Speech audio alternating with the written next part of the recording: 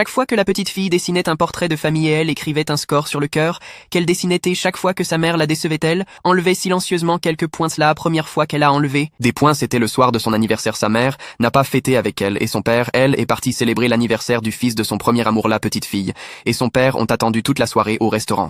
Qu'ils ont reçu n'était pas un câlin de maman mais un vieux cadeau dont plus personne ne voulait. Elle a retenu ses larmes, elle a discrètement rayé 20 points du cœur. La deuxième fois, c'était le jour où elle a eu un score parfait à l'école. Elle espérait de tout cœur que sa mère viendrait à la réunion. Parents prof, sa mère lui a promis sans convictionner, s'est rendue à celle du fils de son premier amour à la place. Pire encore, pour éviter tout malentendu, elle a refusé d'admettre que la petite fille était sa propre fille. Depuis un coin de la cour, la petite l'a vue rire avec l'autre famille, comme si elle n'existait pas. Celle a alors sorti son crayonnet, a retiré 40 points du cœur. La troisième fois, c'était une nuit où elle avait une forte fièvre. Sa mère a reçu l'appel mais a immédiatement tourné les talons, car le fils de son premier amour avait aussi de la fièvre. La petite était brûlante, allongée dans son lit, mais sa mère n'est jamais venue. Elle a senti son cœur se glacerer. Elle a enlevé encore 20 points. S'il ne restait plus que 20 points sur le cœur. La dernière chance, c'était un après-midi au parc, censé être joyeux. Sa mère l'avait emmenée jouer mais à peine arrivée, elle a reçu un appelet. Elle est repartie aussi vite, laissant la petite fille seule sur un banc. Elle avait peur, alors elle a appelé son père. Lorsqu'il est arrivé, il l'a trouvé recroquevillé sur le banc, le visage couvert de larmes